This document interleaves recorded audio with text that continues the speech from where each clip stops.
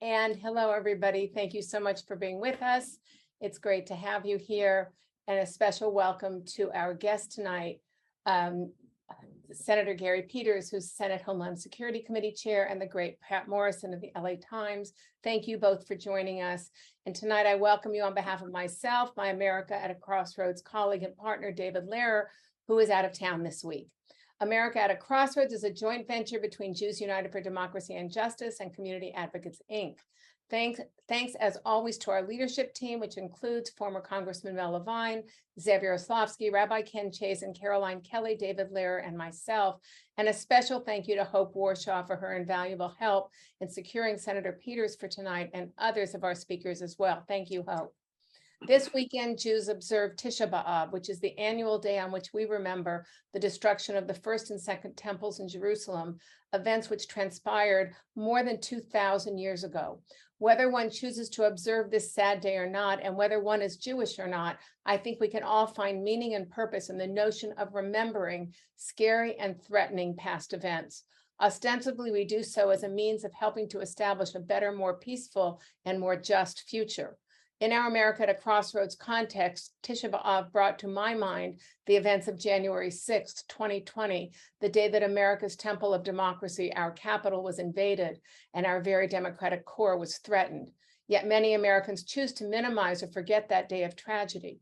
But we will not forget those events, thanks to those leaders in our Congress and Senate who are digging deeply to uncover the facts and to protect our democracy and our homeland from tragedy. And we'll hear about some of the work being done by our Department of Homeland Security on that front tonight from Senator Peters. So thank you, Senator Peters.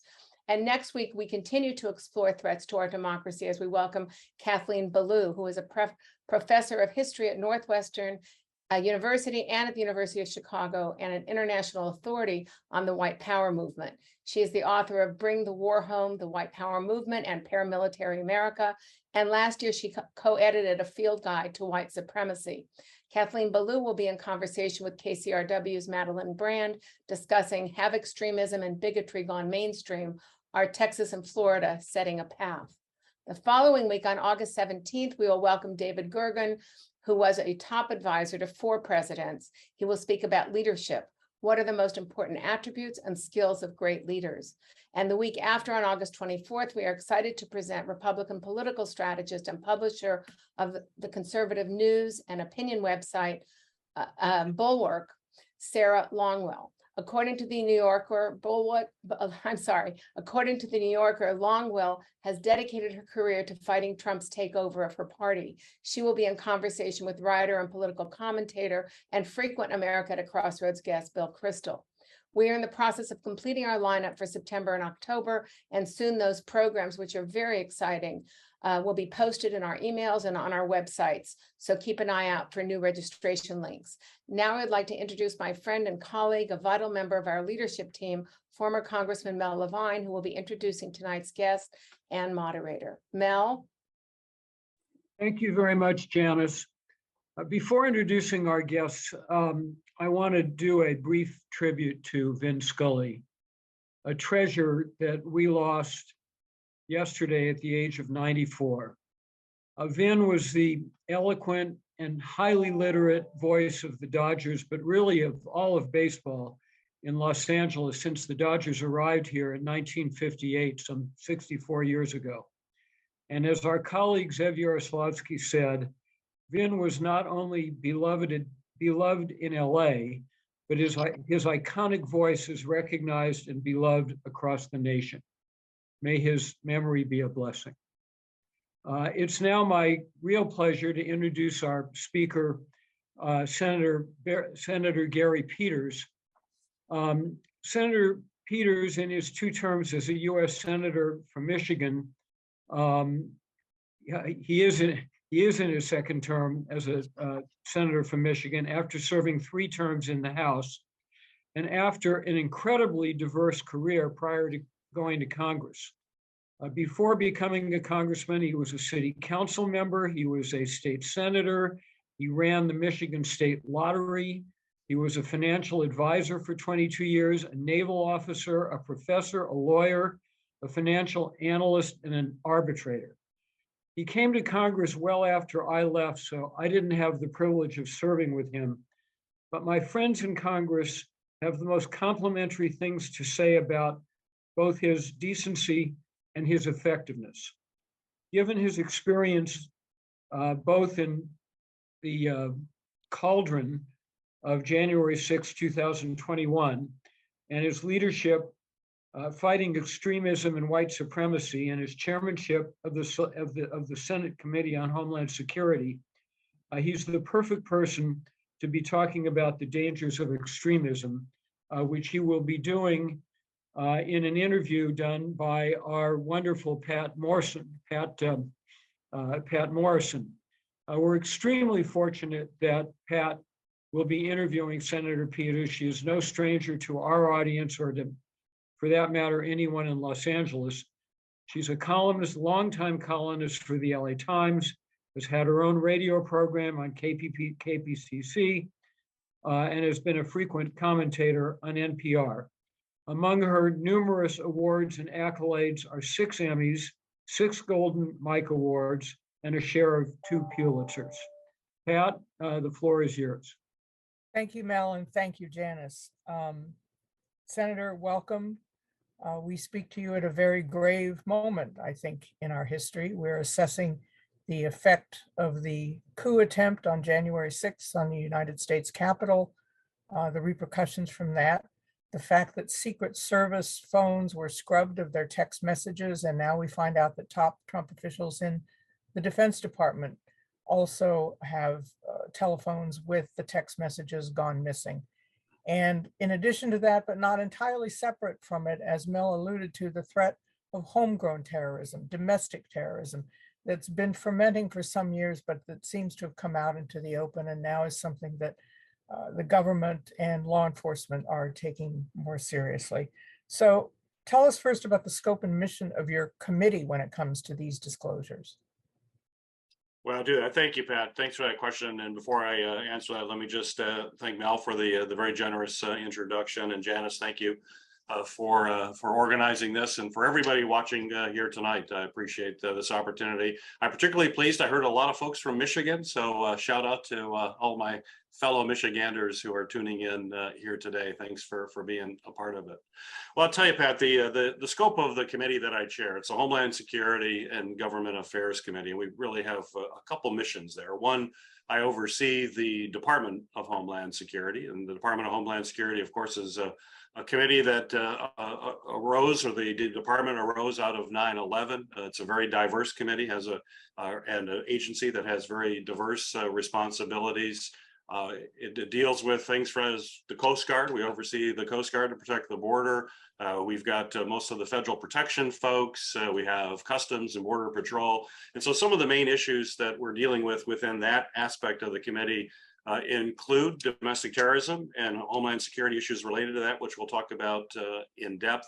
I'm also very engaged in cybersecurity, which is perhaps one of the most significant threats we face to national security, are cyber attacks that continually occur against critical infrastructure and financial institutions, other entities throughout the country. We have CISA, which is the Critical Infrastructure Security Agency within the Department of Homeland Security.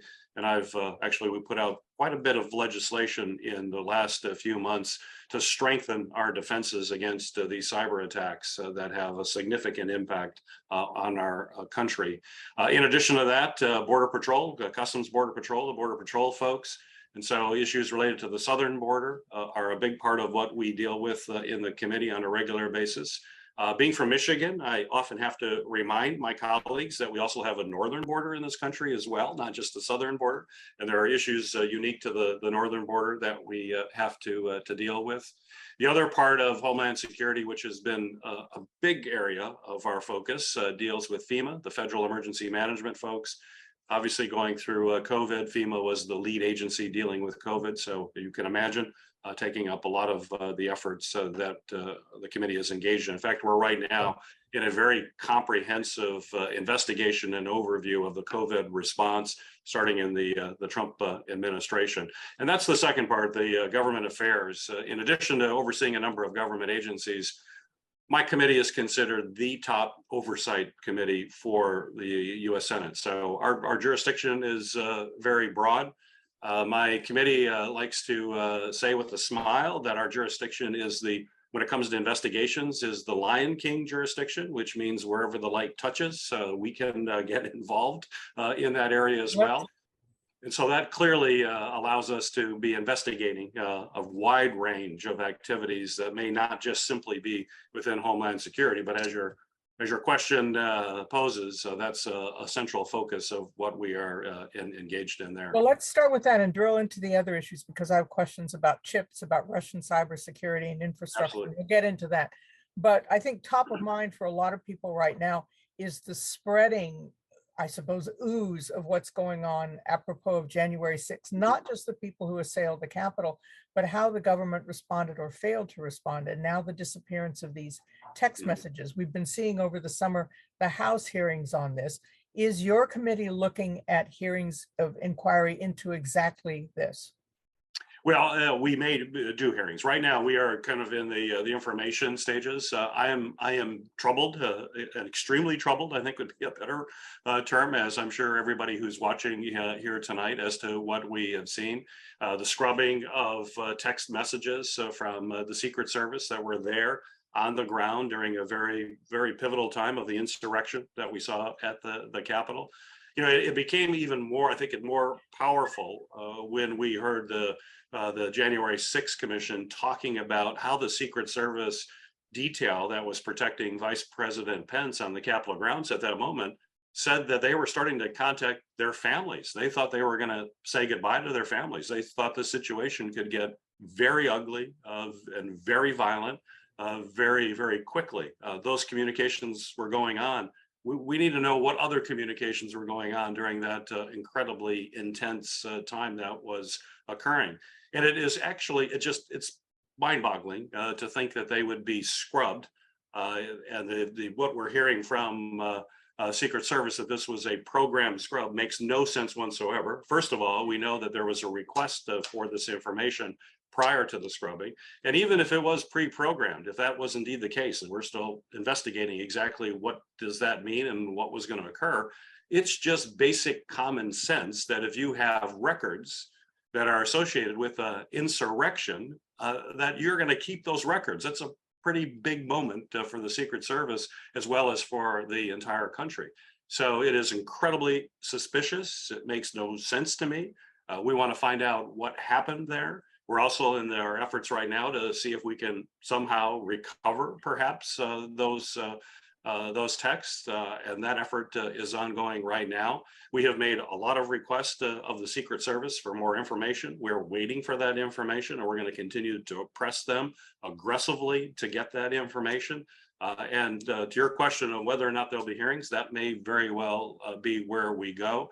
But right now, I'm in the information collection mode, and we'll see how that progresses. So far, I'm not encouraged by the lack of information and the lack of assistance that we're getting right now. So we may have to step up our efforts significantly in the days and weeks ahead. You told a Detroit news outlet that you're going to be aggressive. What form would that aggression take?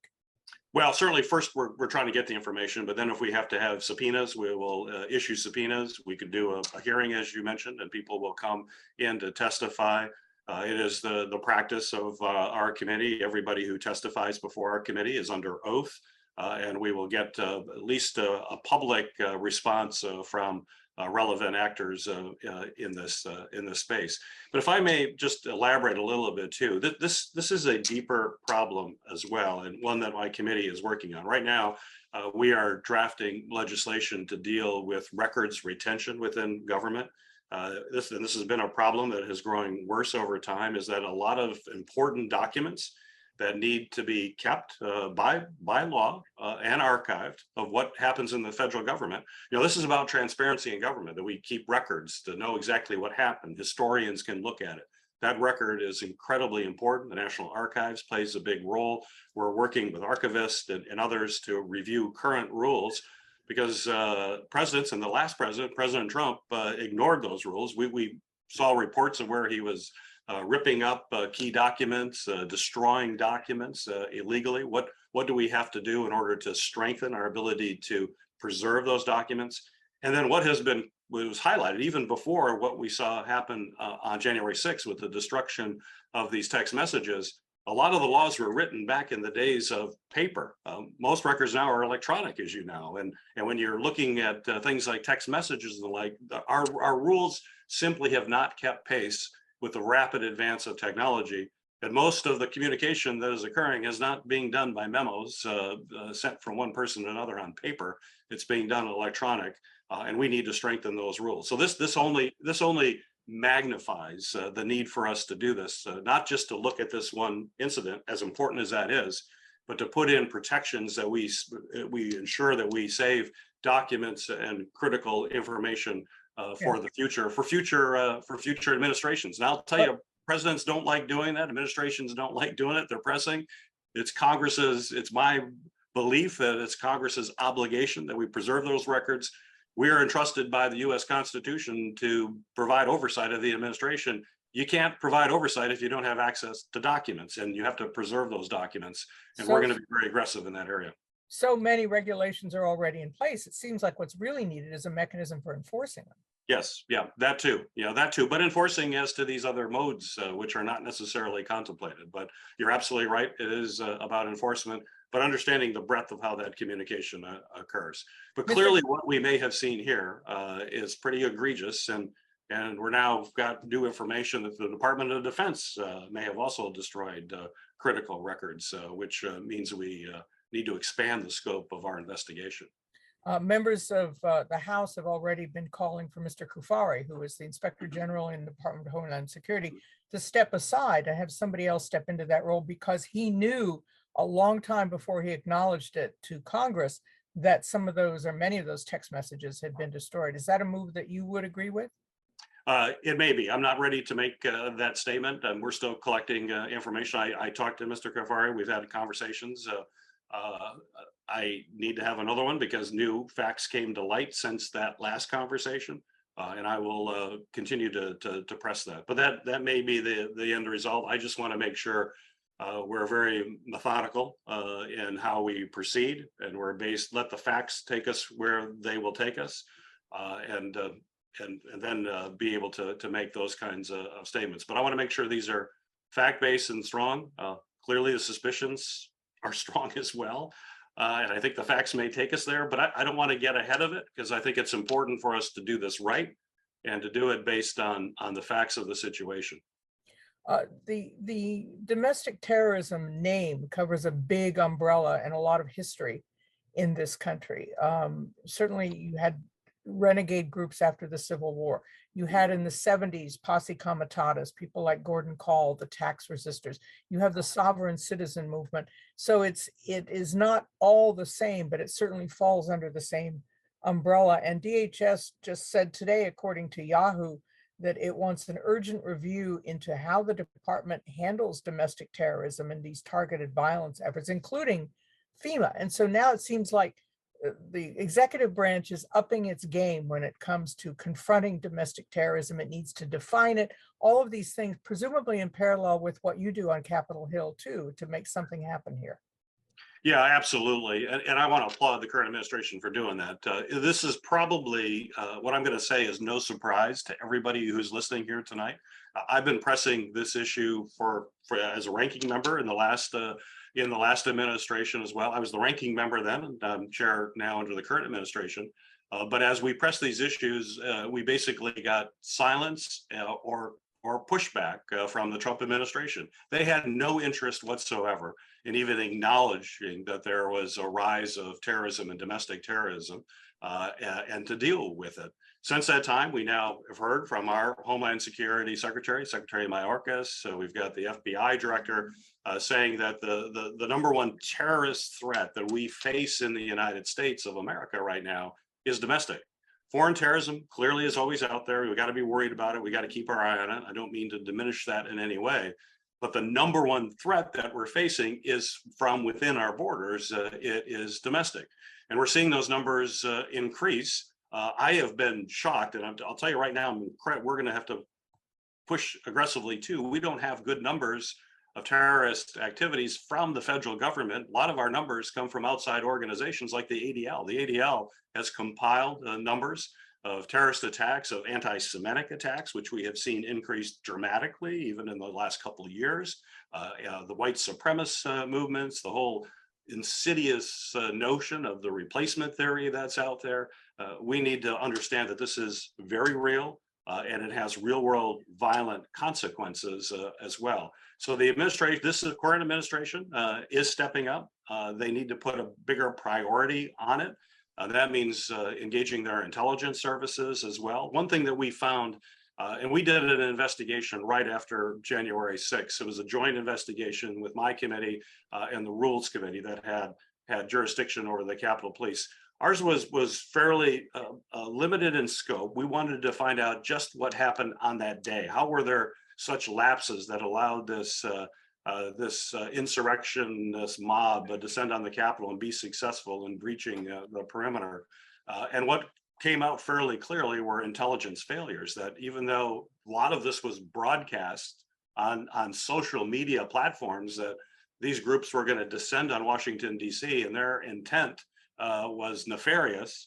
That information was not given to Capitol Police in a way that was actionable, which was unconscionable. And we still need to make sure, find out exactly what happened, but make sure that never, ever happens again. And understand that what we're seeing on social media platforms can have real world consequences in terms of violence, not in the virtual world, but in the real world. And a big focus of the hearings that we have had in my committee, and we're going to continue to press the administration. But certainly this administration has done a whole lot more than what we saw in the previous administration. But that's only as good as this administration and as long as this administration lasts. So let me take it over to Capitol Hill and ask what kind of appetite or interest there is in actually confronting this, because it seems twofold. You've got a lot of members of Congress, new members of Congress, who have support among some of these groups, these radicalized groups you're talking about. Secondly, the national memory goes back far enough to remember J. Edgar Hoover using the FBI and other instruments to spy on voting rights groups, for example. And so the delegitimizing of any kind of investigation is going to take front and center too in how people respond to this. So what on Capitol Hill can be done, the extent of interest and appetite for that? Yeah, I think it's an incredibly important question. And right now, unfortunately, this is a partisan issue. It should never be a partisan issue.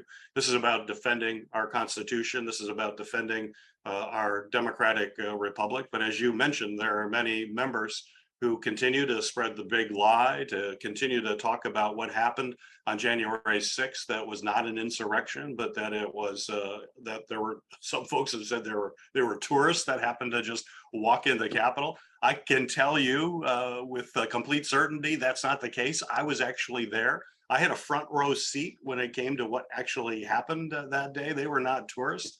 They were coming there with the intent to disrupt the peaceful transfer of power, a central tenet of our democratic republic. But it's not there with all members of Congress, and it tends to be partisan. Many of my Republican colleagues refuse to really address exactly what happened. So it presents a challenge for us to go forward and to have this investigation. Even in the investigation that I did, that I mentioned with the Rules Committee, we did it in a bipartisan way, but there was only so far that some of my Republican colleagues were willing to go. Ultimately, we've got to make sure the American people understand that who they elect will have a huge impact, not just on the short-term economic life they may have, but on the long-term health and viability of this amazing democratic republic we're blessed to live in. We have a lot of questions from people who are hoping you go pedal to the metal on investigating the disappearance of these texts and Yes. who the agents are and who may be people within the Defense Department who were also part of perhaps a plan to get rid of evidence. And nobody likes the term fifth columnist, but nobody wants to go there. But that's what the greatest fear, I think, is that it isn't just people outside the Capitol, but people inside government who may be sympathetic with this. No, I think you're spot on. Absolutely right. And what we found that, the January 6th Commission went well beyond the scope of what we did. And I applaud what they've done. They've done incredible work. And it's pretty clear that there was a plan to disrupt and to try to change the outcome of the election. And then the former president's behavior on that day, where he sat watching a screen while people were attacking the Capitol and violently beating police officers and threatening folks with violence, is simply unacceptable. And we're seeing folks that were involved in that, and it may go a whole lot deeper. And it's fundamentally important that we get to the bottom of this. It's going to take a number of us all working together to try to ascertain what the facts are, make sure the American people know what happened. But it's really important as well to make sure that folks are willing to open their minds to some of those the facts. I mean, I still am just shocked. I was on a trip recently talking to someone from my state who was a successful business person. I've always thought a thoughtful person. But he even said to me, he goes, my understanding, on January 6th, there were just a lot of tourists there. What was there a small part of the Capitol where people were actually attacking or involved in a violent riot? I go, no, there wasn't a small group. It was all through the Capitol. And how people could still have that view now, this just happened 2 or 3 weeks ago. How people can still have that opinion is mind blowing. We all have a responsibility as citizens to engage our friends, our colleagues, and have some uncomfortable conversations perhaps with people we know who simply are refusing to see the facts that are right before them. We're going to provide Senator, those facts. You have colleagues in the Senate and the House who said one thing right after this happened, and then who changed their tune subsequently. Well, it wasn't all that bad. Right. No, that's exactly right. And yet they go back and then they go back to their states and hear people who are having different views and clearly not showing any courage to stand up to those, to say, no, this is simply not what happened. It is even more disappointing given the fact that I was in there where you mentioned the comments that my colleagues made afterwards. I was in the room and after we were taken out of the Senate chamber, after the Secret Service had jumped up on the platform and fairly aggressively took the vice president away, which was pretty shocking to see. I didn't anticipate to see that. We were like, what's going on? And the sergeant at arms got up, slammed the doors, locked them. The Capitol has been breached. We were taken to a secure location. We saw then on television screens what was happening around us in the Capitol. And many of my Republican colleagues were there in shock like we were and were appalled. And yet you see a change in attitude in a relatively short period of time. It is disturbing to say the very least. And that's why we have to stay strong. We've got to keep pushing. We keep talking and hopefully bring them on board. I'm hoping, for example, to try to do this records reform that I think is critically important. I want to do it. I can only pass it in a bipartisan way in a Senate that right now is 50-50. I need to have Republican colleagues, but I will tell you, it's not easy bringing folks on board, but we're going to keep working at it. A lot of our questions have to do with what happened to the vice president and his concerns for his own safety, even in the custody of the Secret Service. Is that something your committee will pursue? That's probably not what we'll do. I think the January 6th Commission will be doing that work. That's not something that we will do, but clearly those are important questions. There is a deeper issue. I want to get to your definition of domestic terrorism, but there's a very stern word, contumacious, mean defying legitimate authority. And we have seen witness after witness, including former members of Congress, defy congressional subpoenas, refuse to show up, even to say that they're not going to say anything. They're not even going to respond to those subpoenas. What about the deeper consequences for Congress and for governance when even the rules of governing are being ignored and steamrollered by people?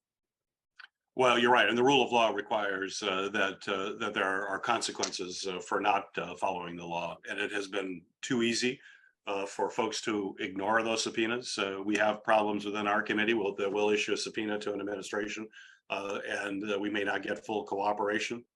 So we definitely need to examine how we can strengthen that. But strengthening that when you have such a division in Congress, I don't want to sugarcoat this. This is not going to be an easy process where what we have to do is get the American people to really buy in how dangerous what we're seeing that we're engaged in, and have the American people force the folks that they're electing and sending to Washington to do that. Right now, they aren't getting that kind of, they're not getting that kind of pressure, particularly my Republican colleagues who may be in heavily Republican states and places where the president, the former president, continues to have very high approval ratings, and people are unwilling to actually see the facts.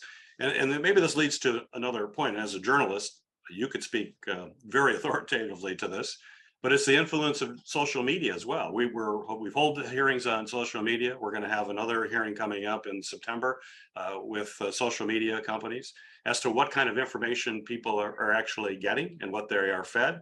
And what we know from the platforms and from experts that we've had testify before our committee is that oftentimes people, just depending on their outlook, they get taken down a rabbit hole of more and more extremist types of information with the business model in place that wants to keep you glued to your social media so they can continue to serve ads up to you. We saw that on the January 6th investigation we did, where when people were asking questions about what or about January 6th, prior to January 6th, and we're seeing, wondering what was going to go on, that they were fed more extreme content on social media, including they were being fed advertisements for weapons and for body armor. When you're starting to ask about going to Washington on January 6th to protest, quickly you were taken down a rabbit hole. So this is also a media issue, social media issue, the kind of information that people are fed.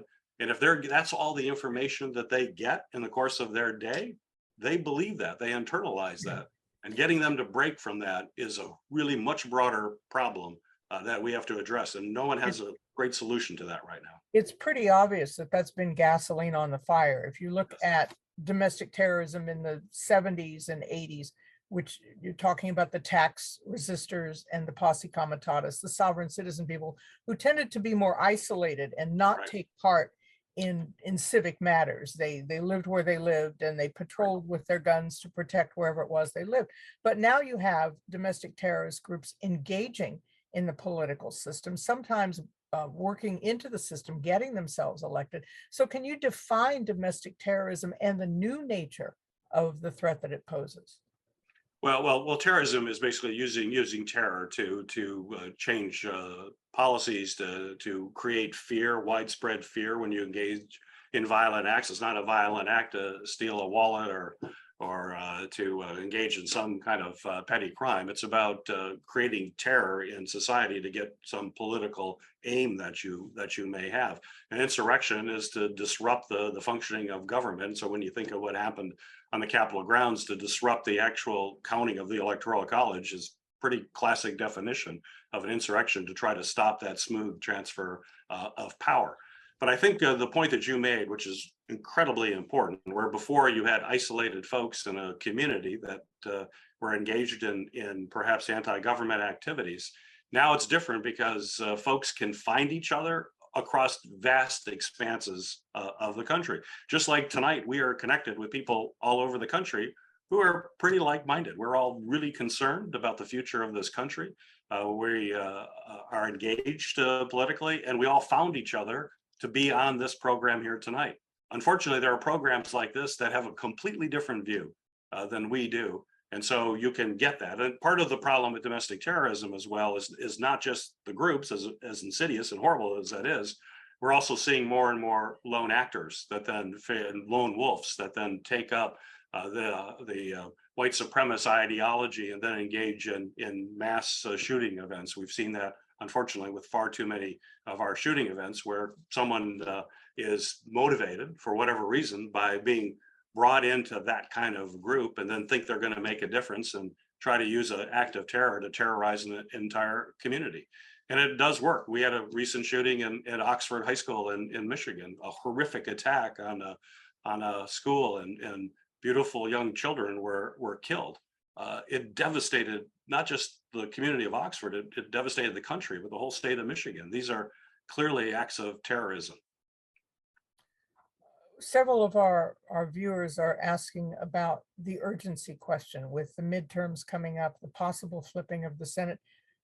Are you pedal to the metal on this with the very real possibility that once the midterms are over and a new Senate is seated, that these inquiries are going to go no farther? Well, that's why we have to hold the Senate. We probably don't want to talk politics here, but that's why it is important that we maintain the majority in the Senate. There's just no question. You have to have a Democratic majority that's willing to ask these tough questions and, to your phrase, put the pedal to the metal to make sure that we get the answers and understand what's actually happening. Politics really matters, and who you elect clearly matters. We saw that in such stark terms after the last presidential election, or the previous one, when Donald Trump came into office. The amount of change, and we can't ignore the fact that we've also seen during that time of the Trump presidency a rise of domestic terrorism, a rise of violent behavior and anti-government. To your point before, it's existed before. It's been around our country. Now people can come together in ways that they couldn't do it before. And then we had a former president who basically threw gas on that and said, it's okay. It's okay to do. In Charlottesville, they're nice people on both sides. No, they're not nice people on both sides. There are folks who have very nefarious intentions that are going to hurt people and destroy the fabric of this country. So folks, more than ever, have to be engaged politically. Their voice has to be heard. I just say I'm encouraged. A little bit of a sidebar here, but what happened in Kansas, where when you're dealing with reproductive freedom for women, people showed up in huge numbers and said, no, you're not going to attack this fundamental right for women in this country, and in a place where you wouldn't expect that. I mean, most of us weren't sure exactly how that vote would go, but it might be close. It wasn't close.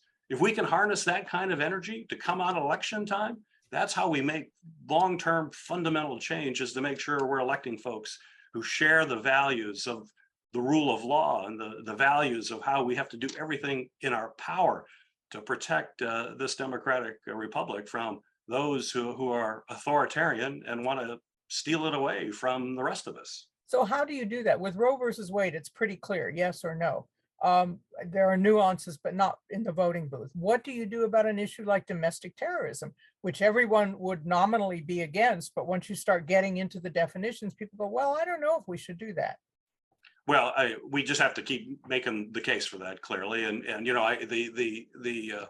some of the arguments that are made by the far right that say we talk about domestic terrorism and that a lot of the attacks are both sides. They're not both sides. The evidence is very clear. The ADL, for example, has done tremendous studies to show that it's right-wing terrorism and attacks, and most of the murders are caused by those groups, not left-wing groups. This is very one-sided. This is very clear. There's no balance here whatsoever. And it's up to us, as those of us who are elected officials, clearly, to talk about it. But it's up to everybody watching here tonight to make sure that you're talking about it, which I'm sure everybody on this program is, but to engage our fellow citizens in this as well. A democracy only survives when you have a majority of people who believe and share a common set of facts and are willing to get out there and make sure that their voice is heard and they exercise their right to vote and to get actively involved in politics. So is there, when your committee undertakes investigations into domestic terrorism, is there some line out there that's not crossable? For example, if you find somewhere in the ranks of the government or the military that there are people who espouse these points of view, can your investigation look at those things? I think that's a real fear for people, that there's an embedded sense of passivity, if not actual support for some of these causes.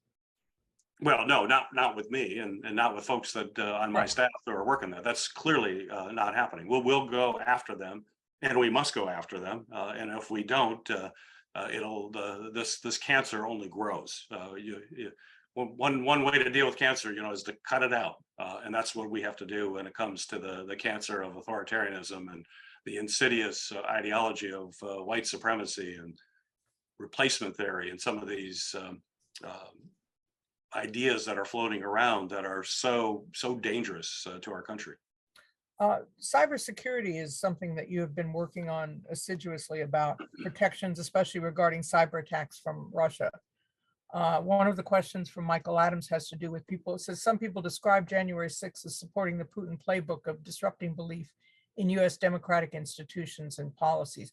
Can you talk about the prospect, the possibility that domestic terrorists or the people backing them are in some kind of league, or at least a Venn diagram overlap with this, and how cybersecurity measures can address that, since it seems to be transborder? Well, it is transborder, and what the activities that you see from the Russians is to amplify information that sows chaos in the democratic system. That's what Putin wants to see, is that we're fighting among each other. When you start fighting within each other, the strength of your country is clearly weakened. You know, our motto, E pluribus unum, out of the many we are one. He wants to break that. So out of the many, we're not one. We're a lot of different folks, and all at each other's throats. What has been helpful to Mr. Putin clearly is the fact that he was given a lot of material by the Trump administration that they could then amplify and use it to divide people in this country. We had a former president whose whole political platform was about dividing the country, not about bringing the country together. And then you have information warfare techniques used by the Russian intelligence services to amplify that through social media channels in the United States. There's no question they're engaged in that. I'd say there are other governments that are also engaged in that want to promote their view of authoritarianism. They know the United States is a threat to their regimes, but if they can divide us, if they can weaken us, then they have an opportunity to be more secure. And so cyber is a huge part of that. The amount of attacks that we get are very high.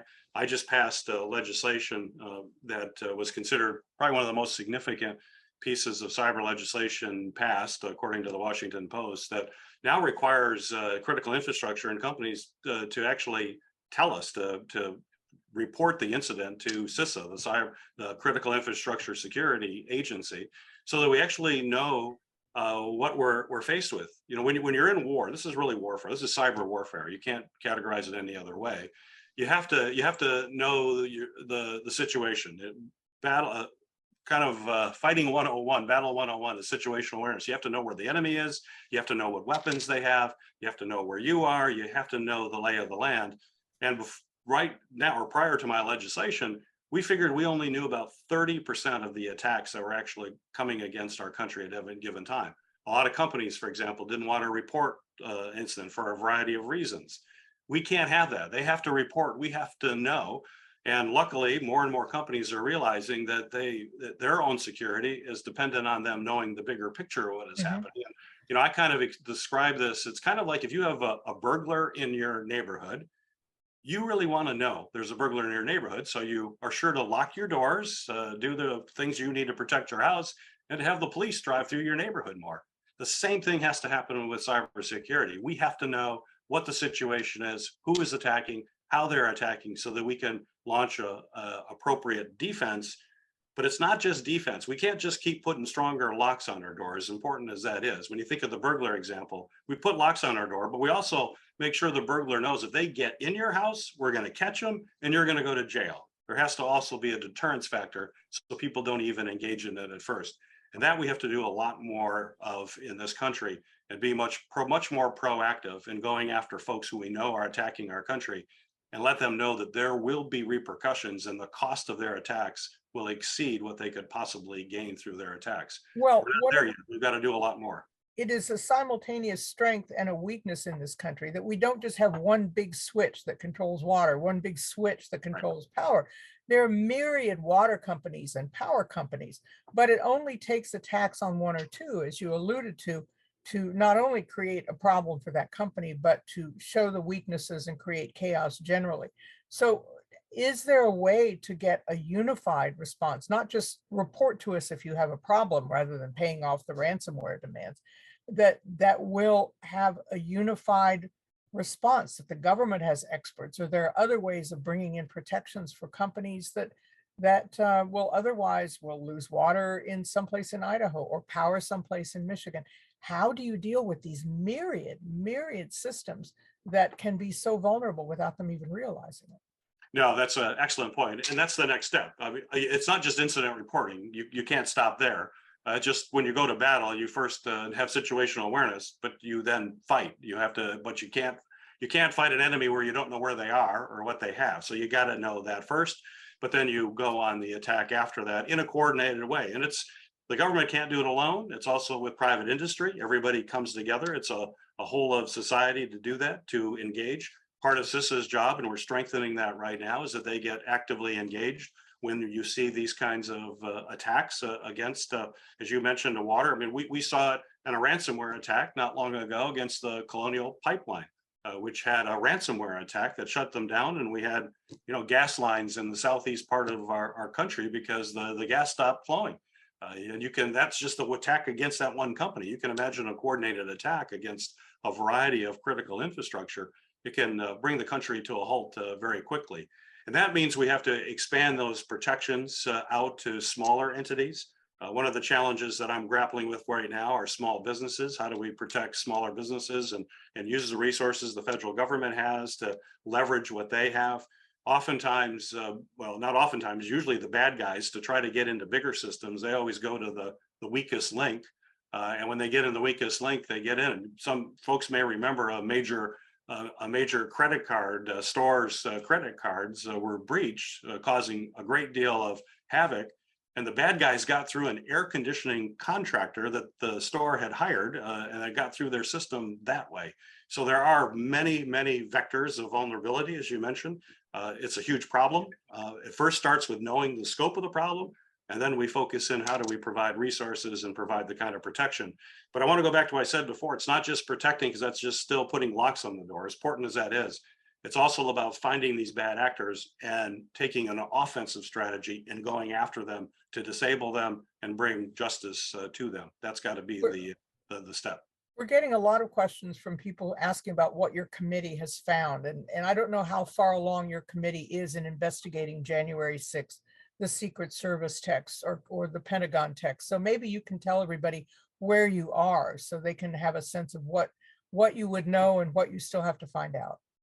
We still have to find out a lot. I mean, we've made these requests, and probably no surprise to anybody on here, they're not forthcoming very quickly. And that's why I mentioned early on, we'll have to step up our efforts if we don't get information very quickly. And we need to get the administration to be helping us broadly as well. I had a conversation regarding that today. So there's still more that we need to learn, and we're going to keep working aggressively. So I know as a senator, it might be hard to admit, but is the House farther ahead in its investigation than you are in yours? Well, the House is a little different. So the House has a January 6th commission, which is a full-blown committee, a very large committee with substantial resources, and that is their job. And so there's no question that they're going to have the opportunity to be more aggressive than my committee. My committee, I'm still dealing with cybersecurity, border protection issues, natural disasters. I've got a wide range of issues that I have to. There's a lot that can keep me up at night, and the January 6th Commission is singularly focused on that issue. So there is a difference. There's no question. Mr. or Ms. E.A. Smith, apropos of the infrastructure, wants to know whether measures are being taken to harden infrastructure for electrical grids and nuclear plants against just those kind of threats that may even be domestic threats too. Yes, yeah, absolutely. No, we're actively engaged in that. CISA is actively engaged in doing that. So there's no question.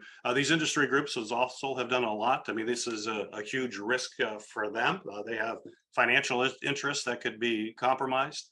They're very aggressive, but now it's about we will have to try to make sure we're coordinating all of these activities. There are a lot of activities going on. How do we coordinate it to make sure we understand where there may be gaps and then fill those gaps? When it comes to national security, the definition is no longer the same for a lot of people. During the Cold War, it was obviously Soviet Union, communism. Now, a lot of people in positions of authority are downplaying the risks that Russia poses to the United States and saying that, well, the real risk is voter fraud, which is, as we have seen, imaginary in virtually every instance in this country. So how do you get people on board even to agree what these national security threats are when there's such a diversity of opinion about it? Well, we got to keep working it. I mean, when it comes to Russian aggression, there were voices, a lot more voices. There's still voices to the questioner. There's no question about it. But after Putin's murderous attack on Ukraine and the images that we see on a daily basis of atrocities and missile attacks and artillery attacks against civilians in Ukraine, I would hope anyone who sees those images would realize the Russians are not folks that we can trust. They are adversaries and are murderous in their actions, as is being demonstrated in Ukraine.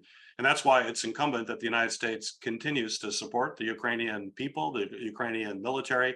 I serve on the Armed Services Committee as well, which has oversight of the U.S. military. We have provided substantial resources to the Ukrainians. We're going to continue to do that.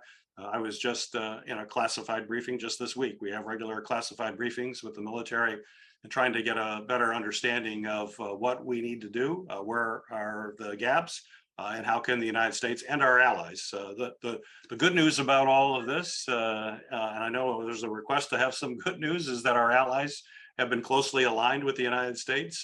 We voted today to admit new members to NATO, to expand NATO, to understand that we have to stand together. The Western, or the democracies of the country, not just Western, any of the democracies of the world need to stand together and understand we are in a struggle of democracy versus autocracy. It's very clear what's happening.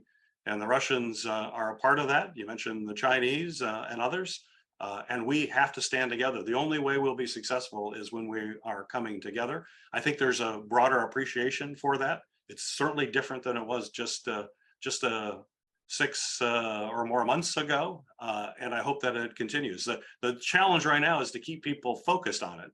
If people's attention can be taken somewhere else, we can't take our attention off of what's happening in Ukraine and continue to fight that fight. If the Ukrainians are not successful, it'll be very challenging for the remaining democracies of this world to continue to fight against the murderous actions of Putin and other authoritarians. Jack Friedlander in Santa Barbara wants to know, what deterrence can the government pursue to counterattack foreign governments and actors who engage in cyber attacks against U.S. businesses and government agencies? We saw some of that during the Obama administration, the use of technology as a kind of covert punishment. Is that going on? Are there other methods that are in hand? It is. It is. The U.S. government does possess offensive capabilities in the cyber, and some of that, or most of it, is classified. But I will say that that has to be a part of the strategy. There's a broad recognition that you have to counterpunch. When you're punched, you have to counterpunch, and you have to usually counterpunch harder than the punch if you're going to send a signal to the actor who's engaged in that. You've been in government and business for a very long time. You were in the Navy. Dealing with any problem is going to be whack-a-mole, but are there just a lot more moles than there used to be? It is. There are a lot of moles. It certainly, world is much more complicated. There's no question about it. The question of microchips, the manufacture of microchips, it's held up a lot of manufacturing in Detroit, in Michigan, in automobiles, which is, we've seen consequences in the domestic economy. Nancy Pelosi went to Taiwan this week, controversially, but Taiwan has an outsized role in manufacturing chips, which is one of the reasons I think may have underlay her visit. But your sense from this re-domesticating of the chips industry, which Congress has been acting on, is this a larger national security issue that both sides are going to be willing to undertake, that it's time to bring production home? Because it is, as you said, a kind of warfare. It is. There's no question. And we passed the Chips and Science Act, which is absolutely critical for our national security, homeland security, economic security. You have to have secure supply chains. And when those supply chains are not secure, it is a very dangerous situation. Let me just mention, and that's a huge vulnerability our country has, because we've shipped too many of our businesses and jobs overseas. And it became very clear in the pandemic. But it's been around a while. In fact, back in 2019, this is when I was the ranking member of the my committee, Homeland Security and Government Affairs. I mentioned we're the top oversight committee, and I actually had an investigation as to why do we have persistent drug shortages in this country of critical medicines. We have hospitals that will have to meet, and because a critical medicine is not available to them, but they still need to provide treatments for their patients, and so they have to find an alternative. And often that alternative is more expensive and less effective. A really bad situation. And long story short, in the report, a big part of it is the fact that over 80% of all the precursors that go into nearly every single drug that we use in the United States is manufactured in China. And the report that I put out in 2019 was, when there is a pandemic in this country, we are going to find ourselves in a precarious situation unless we onshore this critical manufacturing. Little did I know, about 6 months after I put out the report, it was no longer an academic report, it was real. And that's in drugs. And we're seeing now the same thing with semiconductors. You mentioned the auto industry. You know, there are hundreds of semiconductors in an automobile today. Just when you raise your window and you push the button, there's a semiconductor for that. It's for everything. And so when that production is not, or no supply is cut off, it has a huge disruptive factor. And this problem is only going to get bigger because as many as semiconductors that are in an automobile today, there's a whole lot more with an electric vehicle. They need even more semiconductors. And then when you get to the next generation, something I'm working on, self-driving cars and technologies to make our roads a whole lot safer than they are today, there's even more semiconductors in those automobiles. So this is a growing problem. And if we don't start onshoring, making it here in the United States, we will become even more dependent on South Korea and Taiwan and China. Taiwan, as you mentioned, in particular, which the Chinese would love to have Taiwan back for a variety of geopolitical reasons going back. But from an economic standpoint, they know if they control chip production, that puts them in the driver's seat globally. It is a huge vulnerability that we face. And that's why we need to step up this production and onshore it as quickly as possible. Senator, let me ask you a question before then we get to what we hope is kind of a hopeful wrap up at the end. And that is, what kind of letters, calls, texts is your office getting? What are people concerned about? Is it the economy? Is it the January 6th committee and the attempted coup? What's uppermost in people's minds? Well, it tends to go in it flows, and a lot of the what we get, the communication in our office, tends to be what's on media at the time. Whatever the issue of the time is what we get, and that spikes. Although I will say that we continue to get a lot of concerns about our democracy and about what their people are watching on the January 6th hearings, the commission hearings. We continue to get that information.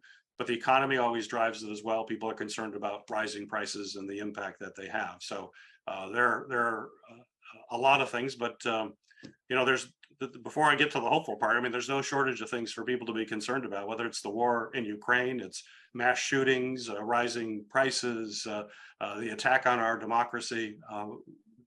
Trust me, we get a lot of mail every day, and people are very concerned in this country. So let's have 60 hopeful seconds. Well, I say it's hopeful because I'm a student of history, as I'm sure everybody here. Our country has always gone through tough times, and when you're in the middle of those tough times, they're extremely challenging. But one thing we've learned through our history is that when we've gone through those tough times, this country has always emerged at the other end, and we've always been stronger as a result of it. We'll face another challenge, and it'll test our resolve in the future, inevitably. But we have a history of, as a people, to be resilient and come together, and understanding that in the end, we have to let our better angels rule the day. So I'm very hopeful about that. And I see evidence of that as people are engaged politically. I saw evidence of that, for example, as we talked about in Kansas, where people said, we are not going to let folks take away what is enshrined in our state constitution. We're going to say no to that. And they made their voice heard. And I believe that will happen again. But we all have to do our part. We have to do the investigations that we're talking about. We have to engage our fellow citizens in this debate and understand that democracy is not a passive way of living. It's a team sport, and you have to be actively engaged in it. And Americans have always done that in the past, and I believe we will do it in the future. And for groups like this, with all of you that I have the privilege to spend time with here tonight, you actually give me hope because you are engaged in these issues in a thoughtful way and understand that we have to be aggressive in standing up for this great democracy. So I guess my hopeful message is everyone look in the mirror tonight. You're part of what makes this country great. We just have to keep expanding the numbers. Senator Gary Peters, the Democrat from Michigan, thank you so much. We hope to see you back here again one day. And Yeah. next week, we're going to see you back when we're discussing Have Extremism and Bigotry Gone Mainstream? The guest is Professor Kathleen Ballou of the University of Chicago and Stanford. Her new book is The Field Guide to White Supremacy. She's going to be talking with KCRW's Madeline Brand. That's next Wednesday, August 10th at 5 p.m. Pacific. Thank you all for joining us this evening. Looking forward to seeing you again.